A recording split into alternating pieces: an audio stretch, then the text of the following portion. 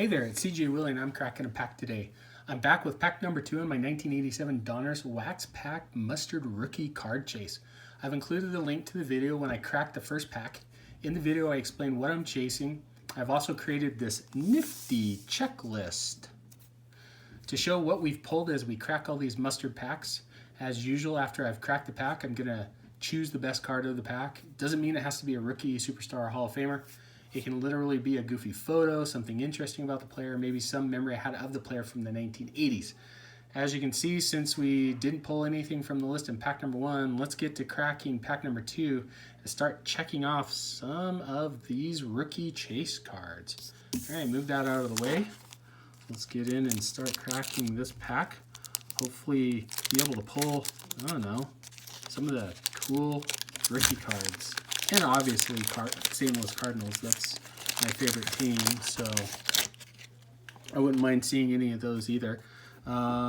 Here's the Roberto Clemente puzzle piece. If I get all the puzzle pieces, I'll put it together and show it in the review video. All right, right out of that, Hall of Famer. Jack Morris with the Tigers. Spent the majority of his career with the Tigers and then the Twins. I think he ended it with the Blue Jays and then I think the last season with the Indians. Won a World Series championship with the Tigers in '84 and then a championship with the Twins in '91. And I don't think he had a championship both years with the Blue Jays, but at least 1 year with the Blue Jays. I agree, he was a Hall of Famer. He was a 1980s just horse when it came to starting pitching.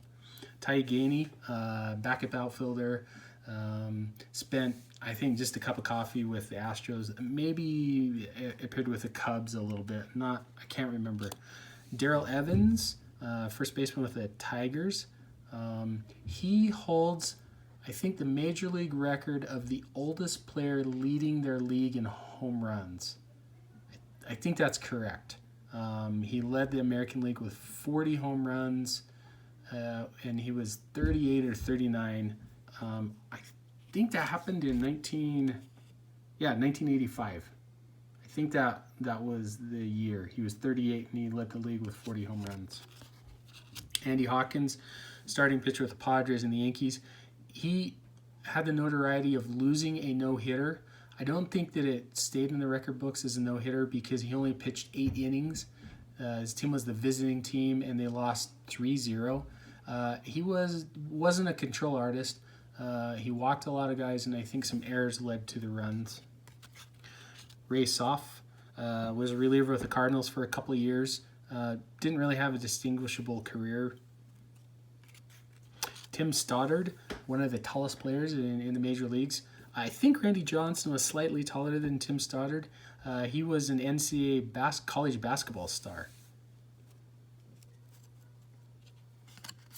Bob Ojeda. Oh, this is interesting. Looks like this card has got a nifty little crease in it, probably from the factory.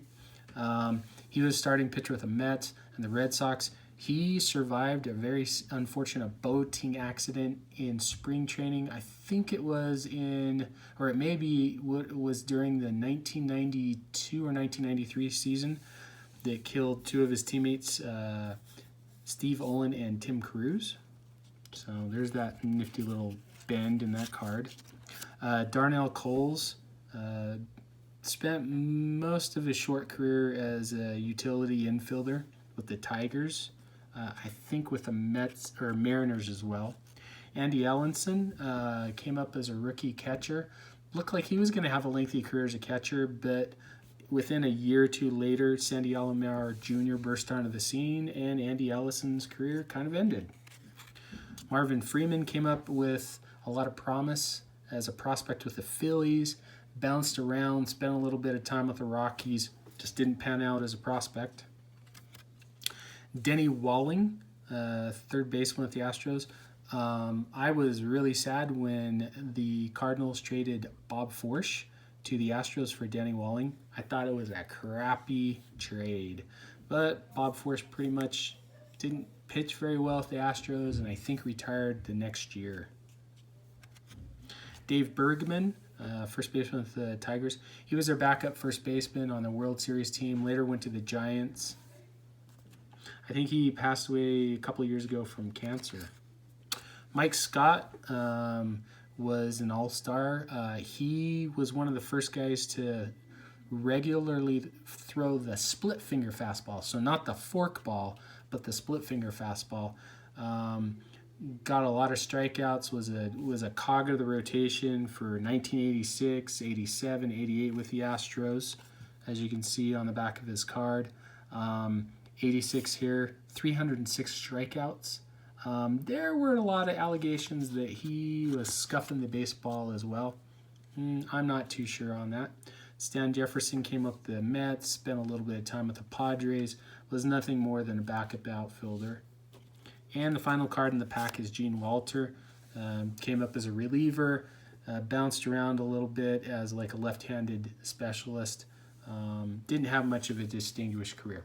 So, after ripping that pack, who I think is the best card out of the pack, or my favorite card out of the pack, is going to be an easy one for me.